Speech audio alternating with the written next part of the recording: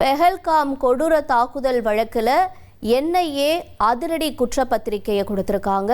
விவரங்களோட தொடர்ந்து செய்தியாளர் ரமேஷ்குமாரோட பேசலாம். ரமேஷ்குமார், வணக்கம். இப்போ சற்று நேரத்துக்கு முன்னாடி தான் பெஹல்காம் பற்றி மறுபடியும் நீங்கள் நினைவுபடுத்தினீங்க. அது தொடர்பான ஒரு குற்றப்பத்திரிகை தாக்கல் செய்யப்பட்டிருக்கு.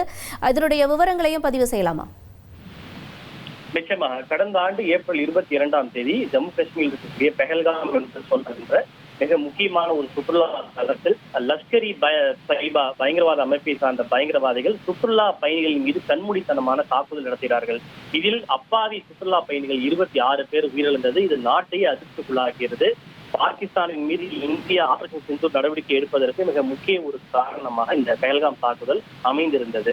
இந்த தாக்குதல் சம்பவம் தொடர்பாக தற்போது தேசிய புலனாய்வு அமைப்பு என்ஐஏ விசாரித்து வருகிறது. அந்த என்ஐஏ இது தொடர்பான இதுவரை நடத்தியிருக்கக்கூடிய விசாரணைகள் தொடர்பான ஒரு குற்றப்பத்திரிகை நீதிமன்றத்தில் தாக்கல் செய்கிறது. அந்த குற்றப்பத்திரிகையில் பல்வேறு விவரங்கள் குறிப்பிடப்பட்டிருக்கிறது. குறிப்பாக இந்த தாக்குதலை திட்டமிட்டு நடத்தியது அனைத்துமே பாகிஸ்தானில் இருந்து மையமாக செயல்படக்கூடிய லஷ்கர் தொய்பா பயங்கரவாத அமைப்பும் அதற்கு துணை அமைப்பாக செயல்படுகின்ற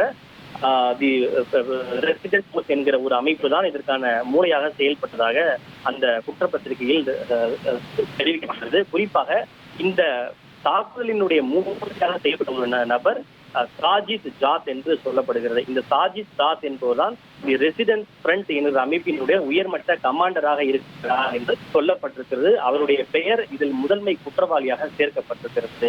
இந்த நபர் தான் பெஹல்காமில் பயங்கரவாத தாக்குதலை நிகழ்த்தக்கூடிய நபர்களை ஆட்சேர்வு செய்வது, அவர்களுக்கான வழிகாட்டுதலை கொடுப்பது, தாக்குதல் நடந்த அன்று எந்தெந்த பகுதி எங்கெங்கு இருக்கிறது, அதனுடைய வரைபடம் என்ன என்பது தொடர்பான அனைத்து விவரங்களையும் பாகிஸ்தானில் லாகூரில் அமர்ந்து கொண்டே அனைத்து விவரங்களையும் கொடுத்தது என்று அந்த குற்றப்பத்திரிகையில் மிக தெளிவாக கூறப்பட்டிருக்கிறது. மற்றொன்று, இவர்கள் தாக்குதல் நடத்தியவர்கள் பாகிஸ்தானை சேர்ந்தவர்கள். அவர்களுக்கு உள்ளூரில் எங்கெங்கு என்ன இருக்கிறது என்பதெல்லாம் எதுவும் தெரியாது. அப்படி இருக்கும்போது எப்படி அவர்கள் மிக துல்லியமாக இந்த தாக்குதல் சம்பவத்தை நடத்தினார்கள் என்றால், இதே பெஹல்காமில் இருக்கக்கூடிய உள்ளூர் நபர்களின் துணையோடு தான் அவர்கள் இந்த தாக்குதலை நடத்தியிருக்கிறார்கள். இந்த தாக்குதலை நடத்துவதற்கு பெஹல்காம் பகுதியை சார்ந்த பஷீர் மற்றும் ஜோதாத் மற்றும் பர்வேஸ் என்ற உள்ளூர் நபர்கள் உதவியாக இருந்திருக்கிறார்கள். இந்த தாக்குதல் நடத்திய பயங்கரவாதிகள் தாக்குதல் நடத்துவதற்கு ஒரு வாரத்திற்கு முன்பே பெஹல்காம் வந்து அங்கேயே தங்கியிருந்து உறவு வேலைகளை செய்திருக்கிறார்கள். அவர்களுக்கு தேவையான உணவு, உடை, இருப்பிடம், மற்ற தளவாட உதவி என அனைத்தையும் இந்த உள்ளூர் நபர்கள் வழங்கி இருப்பதாக கூறப்படுகிறது.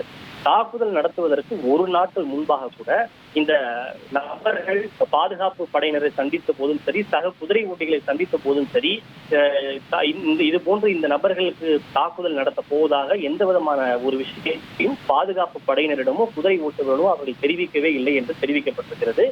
அந்த அடைக்கலம் வழங்கிய நபர்களுக்கு இவர்கள் தாக்குதல் நடத்த போகிறார்கள் என்ற விவரங்கள் அனைத்தும் முழுமையாக தெரிந்திருக்கிறது என்பது தொடர்பான விவரங்கள் அனைத்தும் அந்த குற்றப்பத்திரிகையிலே தெரிவிக்கப்பட்டிருக்கிறது.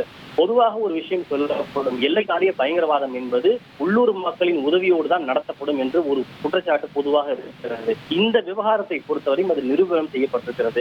இந்த பெஹல்காமில் நடத்தப்பட்ட பயங்கரவாத தாக்குதலை பாகிஸ்தான் பயங்கரவாதிகள் நிகழ்த்தி இருந்தாலும் அதற்கு உள்ளூர் மக்களுடைய சிலருடைய ஒரு உதவி இருக்கிறது. அவர்களோட உதவியோடு தான் இந்த தாக்குதல் நடத்தப்பட்டிருக்கிறது என்பது தொடர்பான விவரங்கள் தேசிய புலனாய்வு அமைப்பு தாக்கல் செய்திருக்கக்கூடிய இந்த குற்றப்பத்திரிகையின் வாயிலாக தெரிவிக்கப்பட்டிருக்கிறது. 1,28,00,000 மனங்களை வென்ற தந்தி டிவி யூடியூப் சேனல். தவிர்க்க முடியாத தம்ப்நெயில், கலக்கலான கான்டென்ட்ஸ். நீங்களும் இந்த குடும்பத்தில் இணைய இப்பவே சப்ஸ்கிரைப் பண்ணுங்க.